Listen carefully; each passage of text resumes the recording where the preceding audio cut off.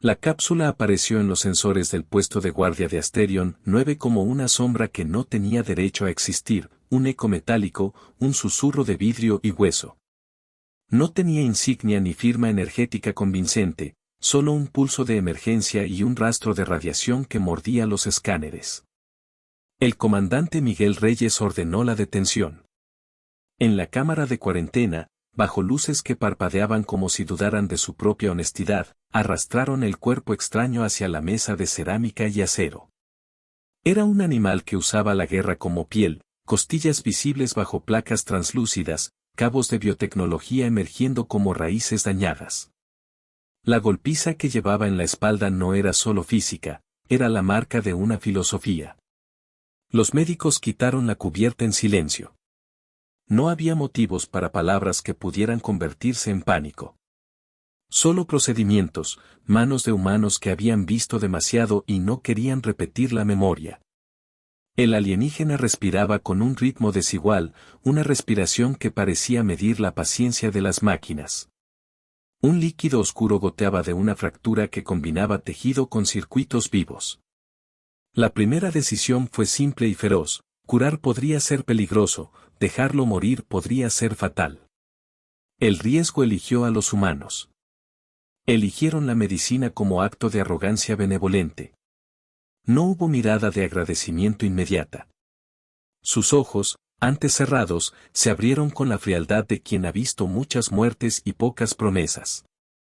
Había inteligencia tras esa pupila dilatada, una memoria que no pertenecía a esos pasillos. Miguel se quedó observando como quien mide la altura de una tormenta. La tripulación olfateó miedo en el aire, miedo que se mezclaba con un otro sentimiento menos noble, la curiosidad acorazada por orgullo. ¿Qué era lo que podía aprender una especie que había ido tan lejos que ya no recordaba la fragilidad de curar? La enfermera jefe, un hombre con dedos rápidos y cicatrices que contaban historias de placas de presión y dolores de parto en naves mineras, colocó una sonda. Cuando el primer antiséptico tocó la carne biotecnológica, la piel alienígena contrajo un patrón lumínico que nadie pudo catalogar. No fue alergia ni rechazo, fue reconocimiento, como si el compuesto humano tocara una frecuencia ancestral. Los data rigs comenzaron a registrar reacciones, las alarmas digitales marcaron variaciones que no se parecían a nada registrado en las bibliotecas galácticas. La medicina humana no era nueva, era mezcla de improvisación, de procedimientos heredados de hospitales destruidos y de soluciones que la Tierra había tenido que forjar en el barro. Esa mezcla tenía algo que la tecnología estelar no tenía: adaptabilidad moldeada por guerra y necesidad. El silencio se volvió un grito entre las estrellas. En el laboratorio improvisado, un monitor proyectó una serie de ondas que parecían notas musicales. Los técnicos, con manos temblorosas, interpretaron variaciones como humanos interpretarían un canto de huérfanos. El alienígena respondió a tacto y gesto, reaccionó a calor, al roce humano, a la constancia de una taza de café tibio sostenida por una mano que recordaba las mañanas de la Tierra. Cada gesto fue una prueba, cada sutura una apuesta. Miguel observó y comprendió algo que no había dicho en voz alta: curar a aquel ser no era solamente una decisión médica, era una declaración. Una declaración de que la humanidad todavía consideraba la vida como un bien que merecía ser arriesgado, incluso ante la posibilidad de represalias. Los primeros informes llegaron como corrientes subterráneas, un aviso de los comerciantes, un ping desde una estación vecina. Algo en el aviso no encajaba, la señal llevaba una marca de interés militar. Las esferas políticas en el margen del mapa galáctico olían a cambio como a sangre. Si la noticia de un alienígena vivo en manos humanas se propagaba, levantaría ojos que no olvidarían fácil. Otros seres, imperios o clanes, podrían reclamarlo. Otros venían por reclamaciones. Otros venían por la ventaja. El universo contuvo el aliento. En esa noche de luces intermitentes y máquinas que respiraban más que la gente, la tripulación trabajó sin elevación heroica. En sus manos había mapas de pérdidas, fotografías de hospitales en ruinas, voces grabadas en emisoras que ahora solo devolvían estática. Un técnico tocó el acero frío de la mesa y recordó, por un latido, la cara de una hija que había dejado en un planeta de sal. Esa memoria era una piedra que pesaba en el pecho de todos, y sin embargo, levantaban las manos una vez más. Curar no era solo un acto sanitario, era un acto de memoria. Los humanos no rezan. Actúan. Poco a poco, los sistemas empezaron a responder. La taquicardia cedió, los bioenlaces comenzaron a sincronizar a un ritmo que los manuales no esperaban. El equipo de análisis encontró fragmentos de tejido que funcionaban como un puente eléctrico, una red viva que podía comunicarse con máquinas y con nervios. Ese descubrimiento partió la noche en dos. Si podían entender cómo se reconstruía un cuerpo que mezclaba carne y circuito, no solo curarían, comprenderían. Y comprender es tomar ventaja. En la calle desierta frente al puesto, las estrellas parecían más cercanas, como si hubieran descendido a mirar. Nadie en ese instante entendió todavía la magnitud de la elección que acababan de tomar. Habían encendido una luz sobre algo que podía iluminar la guerra o la paz. Todo lo que sabían era que un ser respiraba bajo su cuidado, y que respirar es la más humana de las acusaciones. El universo contuvo el aliento. La mañana siguiente abrió con un rumor de motores y piezas que chocaban en el hangar. La cápsula fue movida al corazón del complejo médico, un lugar hecho de paneles reciclados y cariño endurecido. Desde afuera, el mundo parecía indiferente, pero dentro el aire estaba denso de promesas. La medicina empezó a desplegarse en formas que no se enseñaban en academias brillantes, parches de tejido cultivado en hornos improvisados, sírems formados a partir de virus derrotados una generación antes. Técnicas que los abuelos de la tripulación habían aprendido a través de noches en combustión. Era medicina hecha de cosas que olían a hogar. Y era efectiva. Los sensores revelaron algo que nadie esperaba: el alienígena no solo sanaba, su cuerpo aprendía. Cada sutura humana era asimilada y adaptada, como si su genética hubiera estado buscando herramientas. Las células adoptaban la estructura de los materiales que los humanos usaban, integrando plásticos y fibras en un tejido híbrido. Aquello era fascinante y peligroso. Si alguien, una máquina o una mente, lograba comprender el patrón, podría reprogramar cuerpos enteros. Los médicos supieron de inmediato que habían abierto una puerta que no podían cerrar sin costo. Miguel ordenó un protocolo de seguridad: cámaras cerradas, acceso restringido.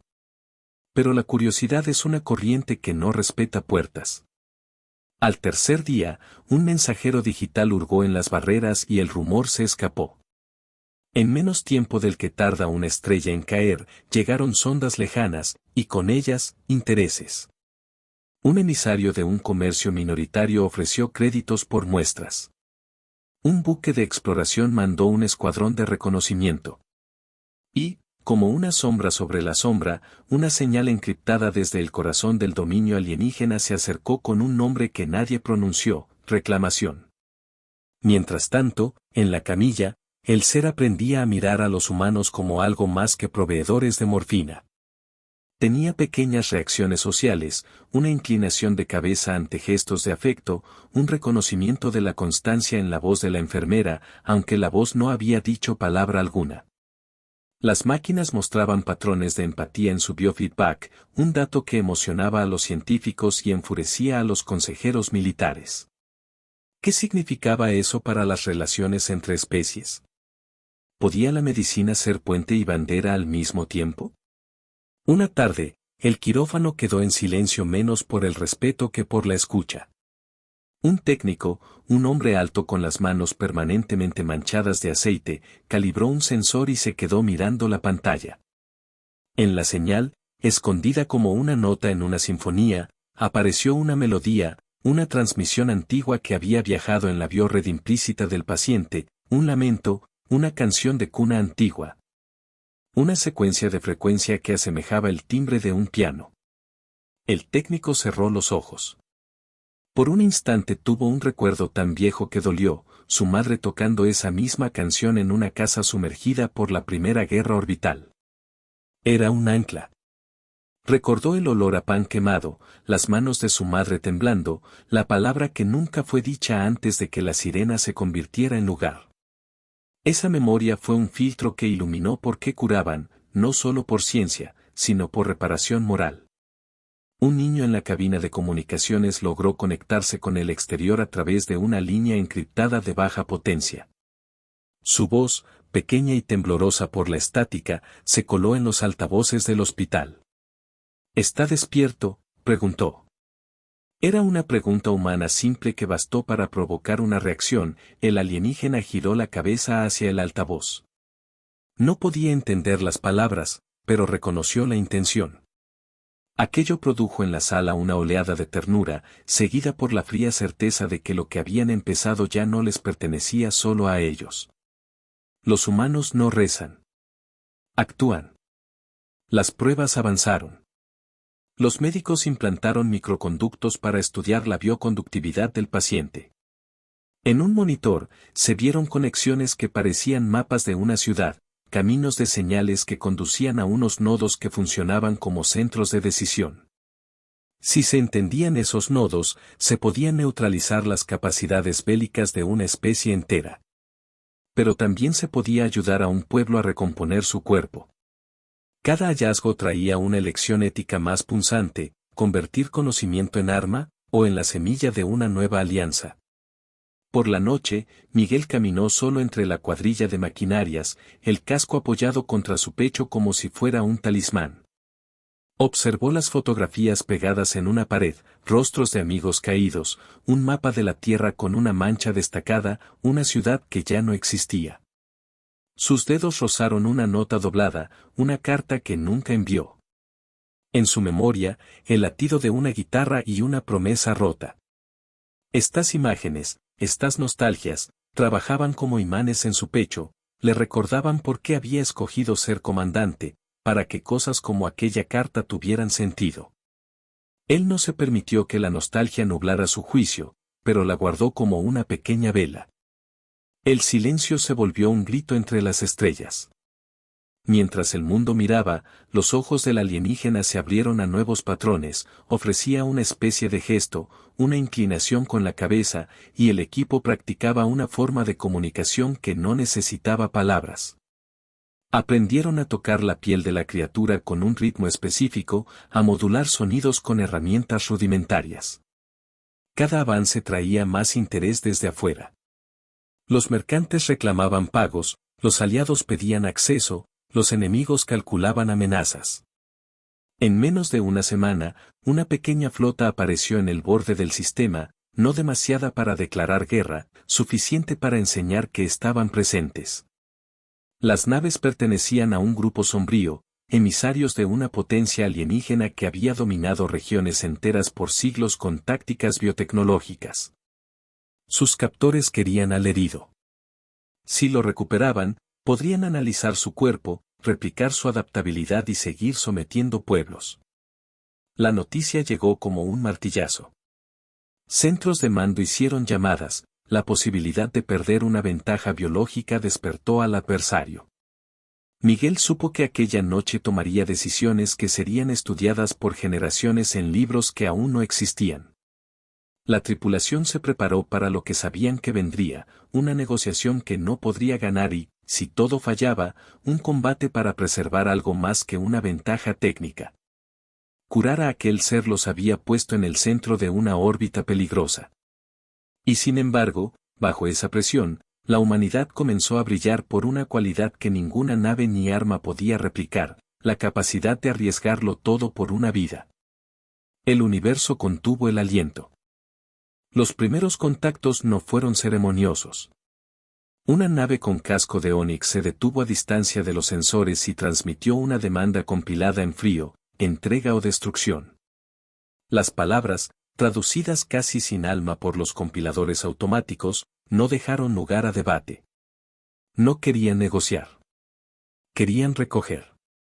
Miguel miró el holograma con esa mezcla de furia y cansancio que tienen los que han enterrado compañeros. Detrás de él, la tripulación, hombres cuyas familias vivían en colonias de polvo y concreto, apretaron las manos hasta que los nudillos brillaron. La primera elección fue estratégica: esconder al paciente no era suficiente. Necesitaban ganar tiempo y preparar una defensa que no solo dependiera de cañones. Las técnicas médicas se convirtieron en herramientas militares y viceversa. Ingenieros transformaron el centro médico en una fortaleza, con barreras que absorbían pulso y campos que confundían sensores biológicos. Los médicos, por su parte, trabajaron en una nueva línea de tratamientos que pudieran reducir las capacidades ofensivas de aquello que fuera una biotecnología bélica. No para matar, sino para neutralizar. Curar para salvar, neutralizar para ganar espacio para la vida. El enemigo envió sondas. Drones con ojos de cristal buscaron fisuras en la defensa humana. En una de esas incursiones, un técnico cayó. No fue una muerte cinematográfica, sino una rendición silenciosa, un cable mal fijado, una explosión interna. Cuando llevaron su cuerpo, lo cubrieron con una manta improvisada. Un viejo miembro del equipo puso su mano sobre la manta y echó a cantar, no con la intención de retener la muerte, sino de nombrarla. El canto, antiguo y quebrado, se filtró por el corredor y se convirtió en ancla emocional para los vivos. Esa fue la segunda memoria que encendió la resistencia, una canción de trabajo, un latido humano que reafirmaba la razón de su lucha. Los humanos no rezan. Actúan. Una noche, las fuerzas enemigas desataron un ataque de precisión. No querían arrasar el mundo, querían extraer al paciente. Un grupo de soldados alienígenas, más sombras que carne, intentaron una extracción quirúrgica. Pero la improvisación humana triunfó. Ingenieros detonaron un pulso que cegó drones, mientras médicos activaban compuestos que, al contacto con la biotecnología enemiga, producían una incapacidad temporal. La alquimia de la necesidad funcionó, liberaron a los que la tecnología pretendía poseer. El costo fue alto. El médico jefe que había llevado la primera sutura quedó gravemente herido. En su rostro había la misma determinación que en los ojos de Miguel, el deber de salvar a otro mientras todo se derrumba. En la pantalla de mando, apareció un mapa con líneas rojas, rutas de invasión, puntos de presión. La potencia enemiga no entendía la obstinación humana. Para ellos no era lógico sacrificar recursos por un solo individuo, pero la lógica humana siempre había tenido márgenes diferentes: memoria, culpa, promesa. Miguel hizo cuentas y supo que la defensa muy pronto sería insostenible. Entonces concibió algo arriesgado: usar la curación como arma moral y técnica. Si la humanidad podía mostrar que su medicina no solo curaba, sino que restauraba la autonomía de los cuerpos que la guerra usaba para dominar, podrían cambiar la percepción y con ello, el juego. Ajustaron un plan: revelación controlada. En la superficie, soldados y médicos coordinaron una operación doble. Por un lado, protegerían el hospital y evacuarían a los heridos con rutas falsas; por otro, proporcionarían evidencia pública del tratamiento exitoso, no para exhibir, sino para activar una reacción en la conciencia del enemigo y la galaxia. El plan exigía sacrificios: una estación de comunicaciones sería perdida, y con ella varios nombres y voces que nunca más volverían a sonar.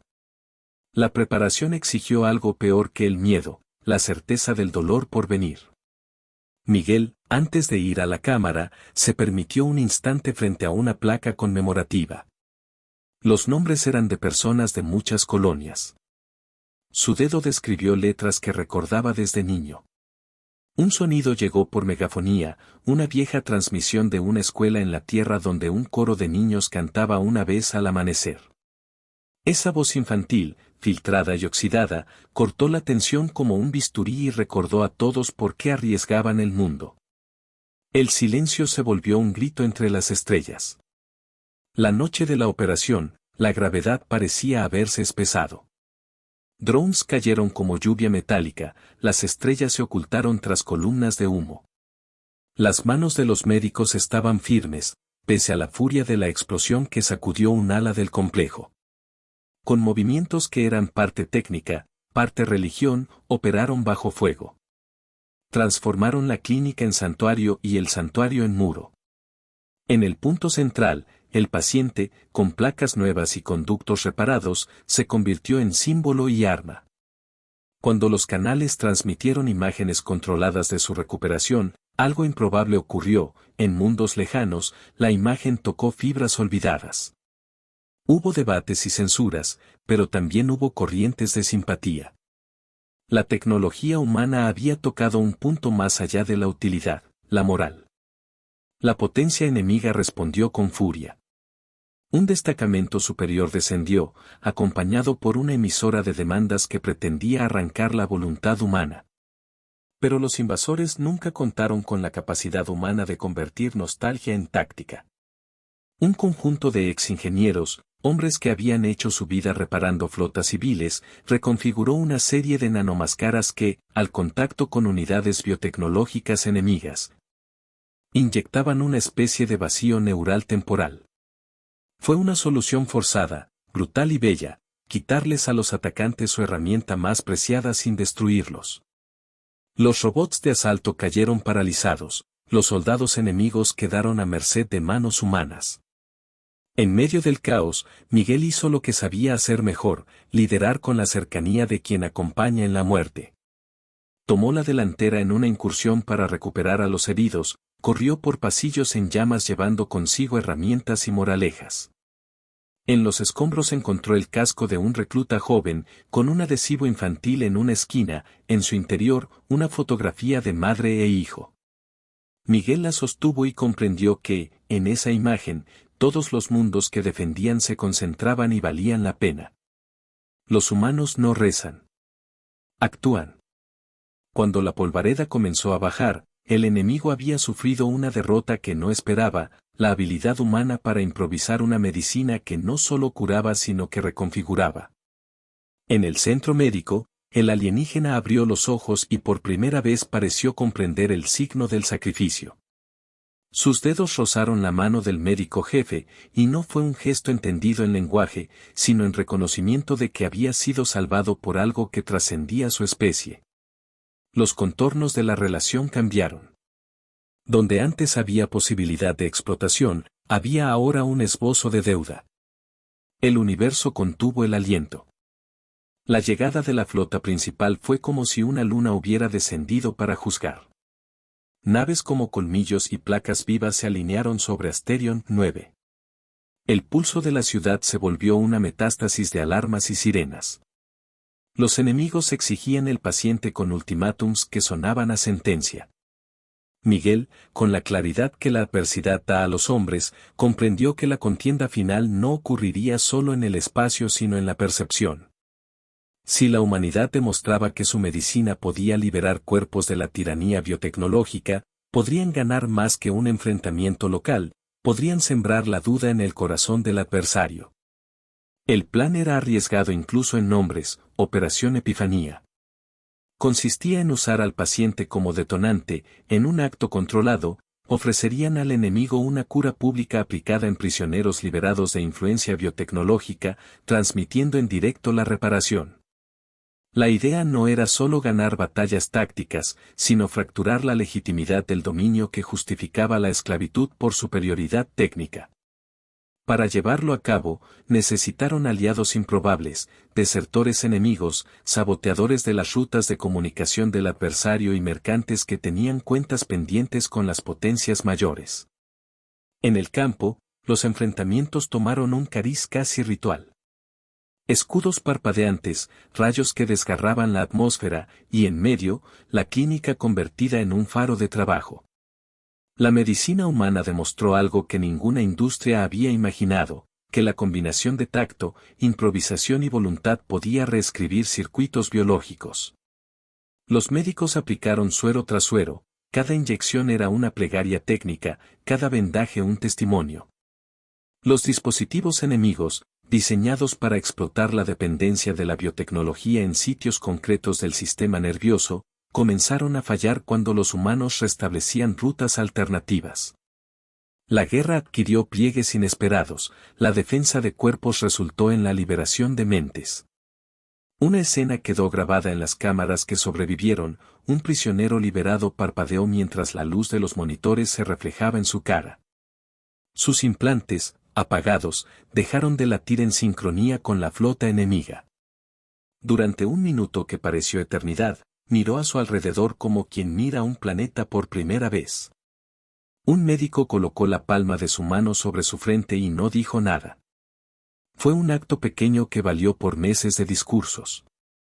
La transmisión, circulando a través de canales neutrales, explotó la legitimidad del adversario. Los ojos que había detrás de los mandos comenzaron a dudar. Los humanos no rezan. Actúan. Ofensivas en el espacio intentaron silenciar la transmisión. Un cruce de misiles y láseres trazó una cortina de fuego. En la oscuridad, las naves humanas ejecutaron maniobras de distracción. Un equipo de corredores, liderados por Miguel, se infiltró en una estación enemiga y logró derribar un nodo de comando. Bajo una lluvia de chispas, se abrió una brecha y la señal del hospital llegó a millones. Ese instante cambió la naturaleza de la batalla. Las filas enemigas, acostumbradas a obedecer por miedo, sintieron la piedra de duda lanzada contra su doctrina. Miguel no era un joven héroe sin marcas, era la suma de pérdidas que volvía a pararse en la brecha. En un momento crítico, corrió hacia un lanzador expuesto, sabiendo que la detonación podría costarle la vida. Su intención no era morir, era abrir tiempo para que los equipos médicos completaran el procedimiento que inmunizaba a víctimas del control biotecnológico.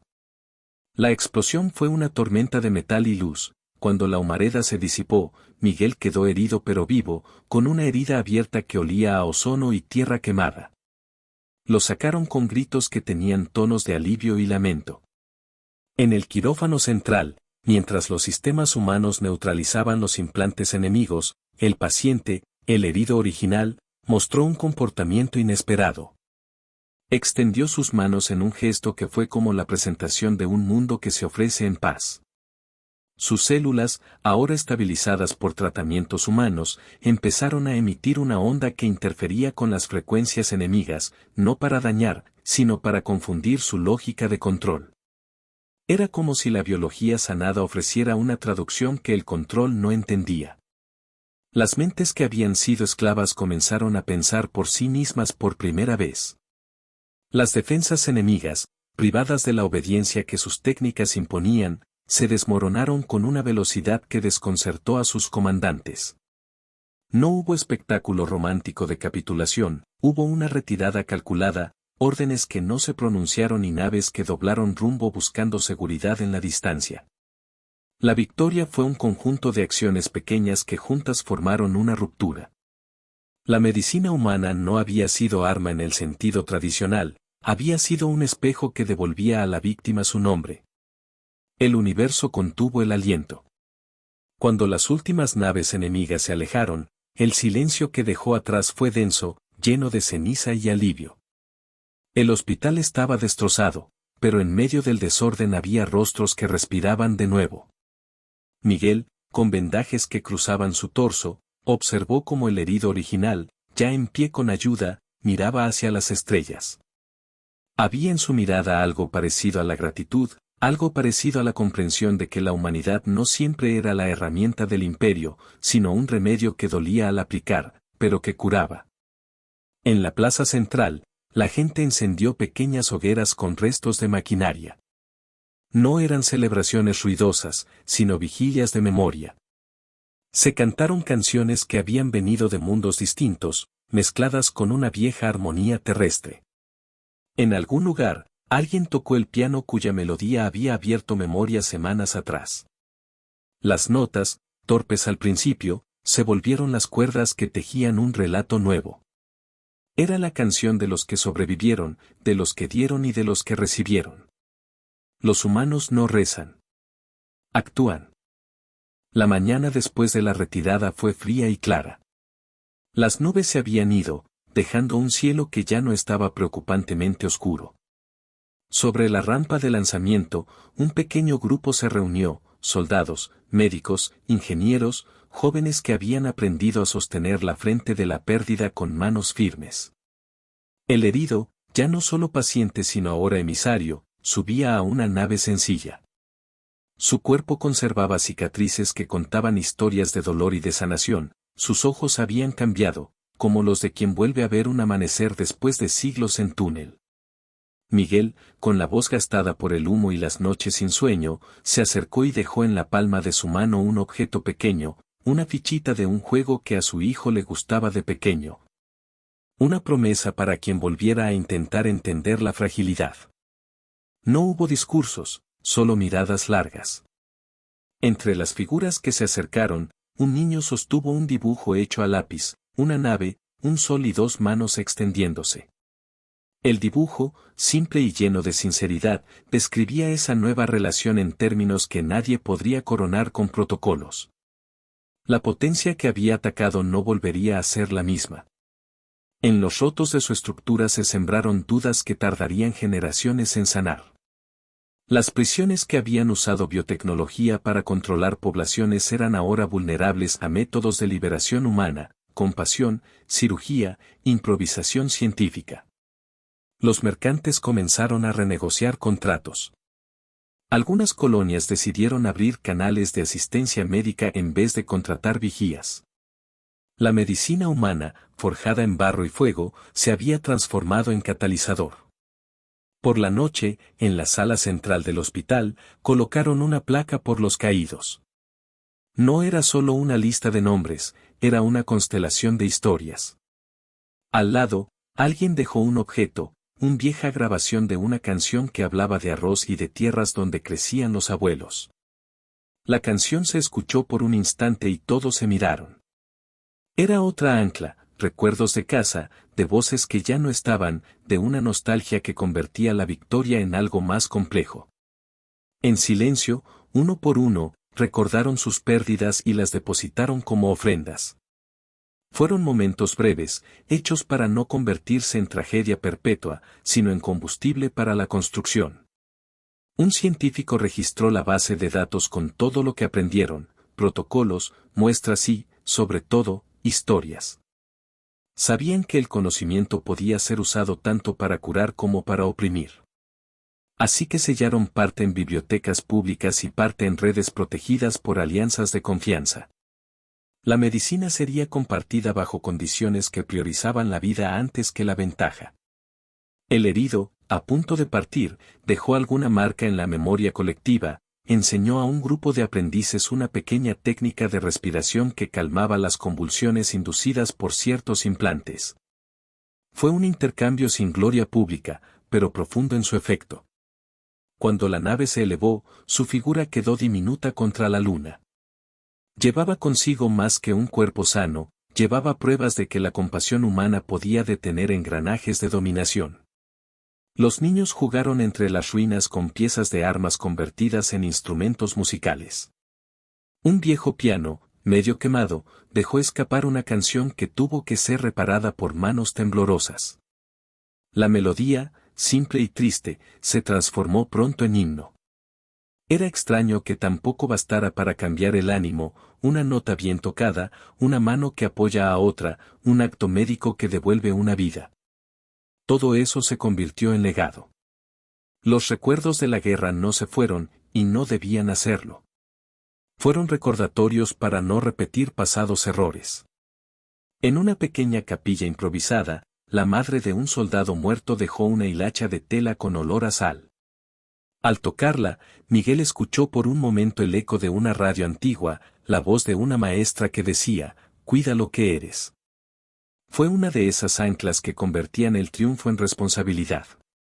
Comprendió que la humanidad no había ganado por superioridad tecnológica, sino por la persistencia de algo que no se compra ni se vende, el valor de una vida. Los humanos no rezan. Actúan. Años después, en los corredores de una nueva institución médica interespecie, jóvenes estudiantes, humanos y de otras razas, se inclinaron sobre mesas de prácticas con los mismos instrumentos que una vez hicieron milagros en Asterion 9. En las paredes, retratos de aquellos que dieron su vida estaban acompañados por anotaciones científicas y cuentos sencillos. La historia del alien herido se convirtió en caso de estudio, no solo por la técnica, sino por la ética que la acompañó. El emisario regresó a su mundo y contó lo que había visto, manos que no querían controlar, sino liberar, una medicina que aprendía de la escasez y del amor por lo perdido. Semillas de duda germinaron en su imperio, ¿y si la fuerza no fuera la única ley? La sangre de las generaciones siguientes llevaría, quizás, la memoria de una curación inesperada. En la plaza de Asterion 9, donde las estructuras aún mostraban cicatrices, se plantó un árbol. No era el primero en ese planeta, pero sí el símbolo de un pacto, raíz humana y savia alienígena, un experimento que alguien dijo que no debía prosperar pero que, para sorpresa de muchos, echó hojas verdes. Los niños corrieron alrededor de él mientras las lunas subían y bajaban. El legado no se midió en trofeos. Se midió en pequeñas acciones, en protocolos que salvaban vidas, en un viejo pianista que tocaba para los heridos y en libros que enseñaban a elegir la vida sobre la ventaja. Fue la demostración de que la humanidad no necesitaba dominar para influir, podía mostrar el valor del cuidado. Y esa enseñanza, más que ninguna armada, sería la que erosionaría las estructuras que justificaban la esclavitud tecnológica. El universo contuvo el aliento. Vinieron por un planeta, pero despertaron a una especie.